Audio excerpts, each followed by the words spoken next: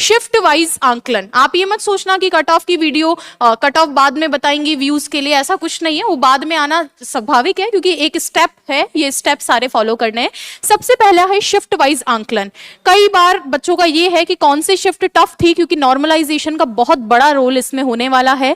आप निश्चिंत रहिए बच्चों। सबसे पहले टफ टू इजी का एक ग्राफ मैंने आपके सामने बनाया है। सबसे डिफिकल्ट, ये मैंने खुद ने पर्सनली पेपर देखे हैं, मैंने खुद जीके वगैरह पढ़ रखी है, सारे सब्जेक्ट्स पढ़ रखे हैं, एग्जाम्स क्वालिफाई भी किए हैं, जॉब में भी हूं, इसीलिए अपने एक्सपीरियंस से बता रही हूं कि मुझे जो लगा, मैंने खुद ने पेपर देखे हैं, किसी के कहने से मैं कोई चीज नहीं मानती हूं। सर सबसे डिफिकल्ट अगर मुझे कोई लगा जिसमें प्रश्नों की संख्या, क्योंकि पूरा पेपर डिफिकल्ट नहीं था, कोई भी शिफ्ट पूर्णतः डिफिकल्ट नहीं थी, उसमें कुछ प्रश्नों की संख्या थी, तो प्रश्नों की संख्या डिफिकल्ट जिस शिफ्ट में ज्यादा थी वो बच्चों 20 सितंबर शाम वाली चौथी पारी के अंदर प्रश्नों की संख्या ज्यादा थी। कुछ क्वेश्चन काउंसिल वाले ये पूछ रहे हैं, परिषद वाले प्रश्न उसमें पूछे गए थे, तो मुझे लगा यार एक सामान्य बच्चे के लिए मुश्किल है। उसमें थोड़ा सा इंग्लिश में भी कुछ क्वेश्चंस ऐसे पूछे गए थे, 2-3 जो बच्चों के पहुंच से बाहर लग रहे थे। इसके बाद में 21 सितंबर को जो दोनों पेपर हुए, 21 सितंबर वाले भी कम नहीं थे, बराबर टक्कर दे रहे थे 20 वाली पारी को, हल्का सा कम कहूंगी, बहुत ज्यादा कम नहीं। 21 वाले पेपर भी बहुत ज्यादा पीछे नहीं थे। जिन बच्चों का 21 तारीख को था, पानी प्लीज ले आना थोड़ा सा धुल के इसको।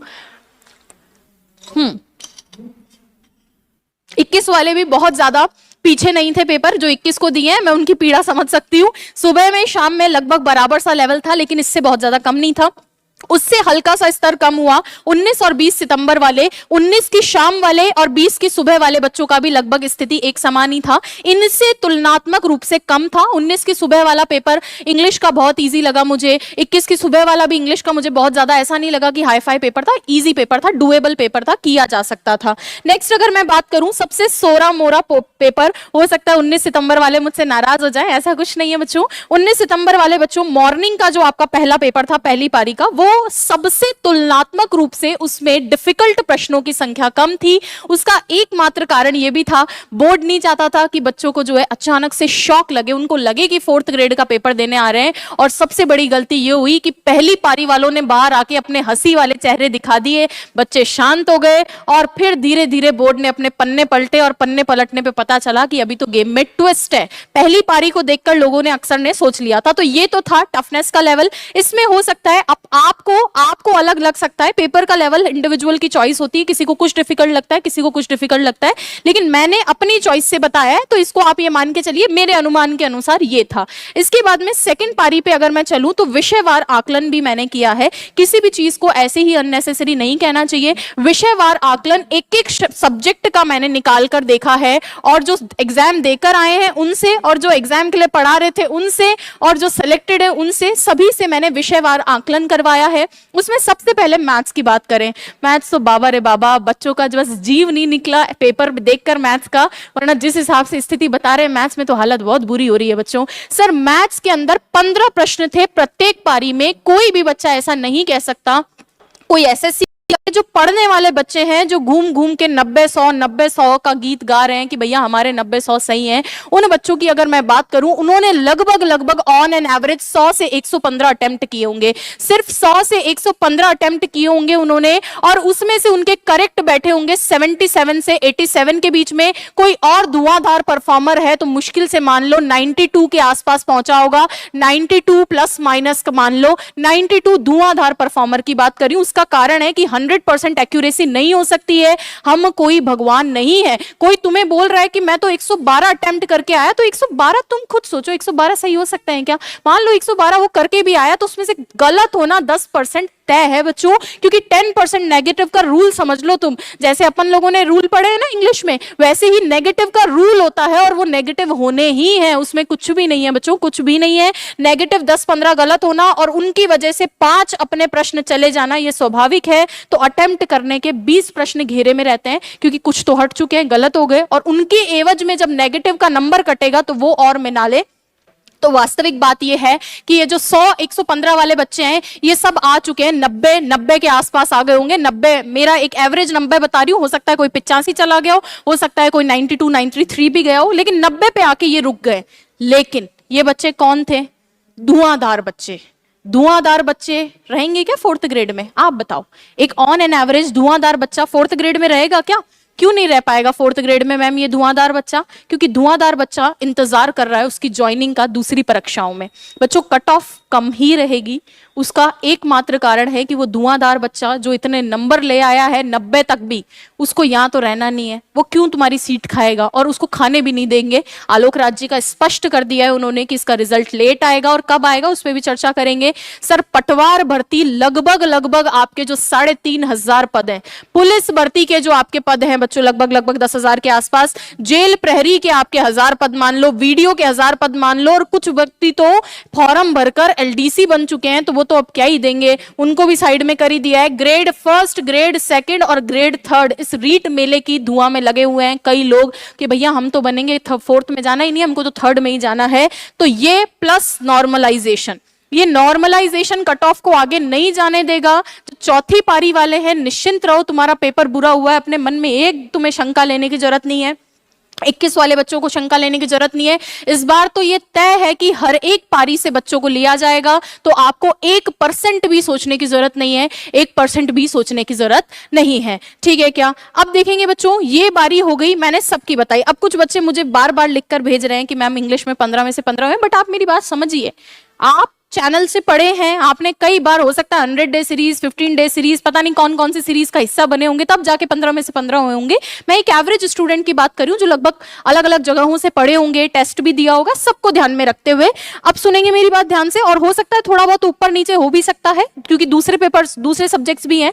अब ये तो कट ऑफ कम रहने का कारण। अब आ जाइए सर, आपको है कट ऑफ की बारी, जो कि बोर्ड पे अब आ गई है, जिसका तुम में बेसब्री से इंतजार था, जो देखने के लिए तुम वीडियो लास्ट तक देख रहे हो। चलो आ जाओ, बॉयज की कट ऑफ की अलग से बात करूंगी, लड़कियों की कट ऑफ की अलग से बात करूंगी, और आपके विडो, डाइवोर्सी और टीएसपी एरिया की भी अलग से बात करूंगी। सभी कट ऑफ को मैंने लगभग पिछले 3 साल के रिजल्ट का ट्रेंड देखा है। मैंने रीट 2023 और रीट महाकुंभ 50,000 भर्ती वाले, वहां से लेकर अभी पशु परिचर के मेले तक सब रिजल्ट को एनालिसिस किया है। अब देखो बॉयज की कट ऑफ की अगर बात करें तो बच्चों बॉयज की कट ऑफ यहां पर मैंने लिखी है 80 + -2। इससे पहले मैंने एक वीडियो बनाई थी कट ऑफ को लेकर, उसमें मैंने लिखा था 78 प्रश्न। 78 प्रश्न वालों को मैंने बोला था कि 101% आपका हो जाएगा। यहां पे मैंने 80 लिखा है, उसका भी मैं लॉजिक दूंगी। बच्चों ओबीसी कैटेगरी में लगभग 11 लाख फॉर्म है, और अगर मैं जनरल कैटेगरी और ईडब्ल्यूएस की बात करूं, इनमें फॉर्म इतने कम है, इतने कम फॉर्म है जनरल और ईडब्ल्यूएस कैटेगरी के अंदर, तो ओबीसी वाले बच्चे no doubt general category fight करेंगे और वो सीटें वो भी ऑक्यूपाई करेंगे। इसीलिए ये कट ऑफ जनरल के अंदर आपको इतनी देखने को मिलेगी। 80 + -2 मैंने अंक भी लिख दिए हैं, और ये लगभग बहता है आपका लगभग 65%, 70%, 65 से 70% के बीच का मामला रहता है। और 65 से 70% अगर यहां पर जा रही है तो कोई बहुत बड़ी बात नहीं होगी, क्योंकि इतनी बड़ी भर्ती हुई थी। सेम ओबीसी कैटेगरी में स्लाइट डिफरेंस है, हो सकता है दोनों की बराबर भी चल जाए, बट मेरा जितना अनुमान था ओबीसी में इस बार स्लाइट कम जा सकती है, वरना ये ओबीसी वाले बच्चे खुद जनरल कैटेगरी में जाके मैक्सिमम फाइट करेंगे। तो ये भी देखने को ना भी मिले तो कोई बड़ी बात नहीं है। फिर भी मान लो लगभग ऑन एन एवरेज 80 से ऊपर तो नहीं जाएगी, कुछ भी हो जाए, कुछ भी हो जाए, तो 80 से ऊपर वाले तो आराम से हैं। 80 से ऊपर वाले तो आराम से चिल करो, और रिजल्ट अभी नहीं आएगा ये भी सुन लेना। सर ईडब्ल्यूएस कैटेगरी की बात करूं, ईडब्ल्यूएस तो मैं लिटरली बता रही हूं, ईडब्ल्यूएस में किसी के अगर 72-73 प्रश्न सही हो रहे हैं, चिल करो आप आराम से, आपका होगा, 101% होगा। अब चाहे तुम्हें वेटिंग में जबरदस्ती भेजना पड़े, चाहे तुम्हें पहले ही ज्वाइनिंग दिलानी पड़े, चाहे कुछ भी करना पड़े, आराम से होगा 73 प्रश्न वालों का। इसके बाद में SC ST कैटेगरी के अंदर हल्का मत समझना, SC ST कैटेगरी में बच्चों ने सबने फॉर्म भरे, पढ़ने लग गए टाबर उधर भी, तो उधर देख लो 70 और 68 प्रश्न है। SC के अंदर थोड़ा सा रहेगा क्योंकि नंबर ऑफ कैंडिडेट्स बड़े हैं, तो यहां पर थोड़ा सा कट ऑफ ज्यादा जाने की संभावना है। ये तो अपन ने लिख दिया general, OBC, EWS, SC ST की। अब इनसे आप अंक मिला लो चाहे प्रश्न मिला लो, दोनों ही आपके सामने लिखी हुई है। अब इसके अलावा एक कैटेगरी यहां पे इन्होंने मुझे लिख कर देना भूल गए, MBC category. Sir MBC category भी लगभग आप मान के चलिए यही ईडब्ल्यूएस के आसपास ही रहेगी, MBC की बहुत ज्यादा कम नहीं रहेगी, इन्हीं दोनों कैटेगरी के बीच में रहेगी। तो मैं ईडब्ल्यूएस के साथ ही लिख देती हूँ MBC की। MBC के कैंडिडेट्स हैं और उसको लगभग ईडब्ल्यूएस से हल्की सी ही कम रहेगी, बहुत ज्यादा डिफरेंस देखने को मिलेगा नहीं। तो ये जो MBC वाले मेरे बच्चे हैं वो भी एक बार ही देखेंगे कि उनकी कट ऑफ में भी बहुत ज्यादा कोई डिफरेंस देखने को नहीं मिलेगा। क्लियर है क्या? चलिए अब आ जाइए इस तरफ देखेंगे। सर विडो, डाइवोर्सी और TSP मैंने साइड में लिख दिया है। गर्ल्स अभी रुक जाए, लड़कियों की बारी अब आएगी। सर टीएसपी कैटेगरी में 68 से 70 किसी के हैं, तो टीएसपी में भी 68 से 70 पे काम चलेगा, 68 टू 70 टीएसपी कैटेगरी वाले में। नेक्स्ट डिवोर्सी महिला सिर्फ 50, और अगर मैं बात करूं विडो कैटेगरी में 35, विडो कैटेगरी में 35 बच्चों, डिवोर्सी के लिए 50। प्रश्न है विडो कैटेगरी में अगर 35 प्रश्न सही किए हैं, आराम से सिलेक्शन है, जॉब लग जाएगी आप लोगों की, और 30 भी जा सकती है, 30 भी कम ही होगी, इससे ज्यादा नहीं होगी। सर डिवोर्सी कैटेगरी में 50 प्रश्न पे, और टीएसपी एरिया में 68 से 70 वाले बच्चे सभी तैयार रहेंगे। इसके बाद में अगर अलग मैं बात करती हूं तो अब लड़कियों की बारी है। लड़कियां भी कम नहीं थी, बराबर प्रतिस्पर्धा की है, खूब सारी लड़कियां पढ़ी हैं और पढ़ रही हैं, अभी भी पढ़ रही हैं, लड़कों को बराबर टक्कर दे रही है। जैसे रीट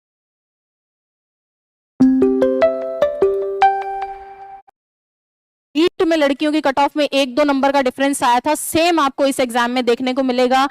सर जनरल कैटेगरी में लड़कियां 75 +-2 की कैटेगरी है, वही ओबीसी वाली गर्ल्स भी उसमें फाइट करेंगी। ओबीसी कैटेगरी में 74 +-2, क्योंकि बहुत ज्यादा डिफरेंस नहीं आएगा, ओबीसी में गर्ल्स बहुत ज्यादा पढ़ने लग गई हैं अब, तो वो वाली कैटेगरी भी आपको देखने को मिलेगी। अंक मैंने इधर लिखी दी है। ईडब्ल्यूएस और एमबीसी कैटेगरी इधर आ जाइए, 70 पे आपका होने का संभावना है। एससी और एसटी कैटेगरी 68-66, तो गर्ल्स और बॉयज की कट ऑफ में बहुत ज्यादा डिफरेंस नहीं मिलेगा, क्योंकि लड़कियों ने भी धुआंधार परफॉर्मेंस दिया है।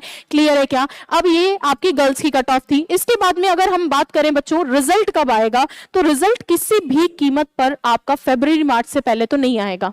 ये मैं नहीं कह रही हूं, ये बोर्ड के खुद के शब्द है, उन्हीं के शब्दों को बस समझाया जा रहा है।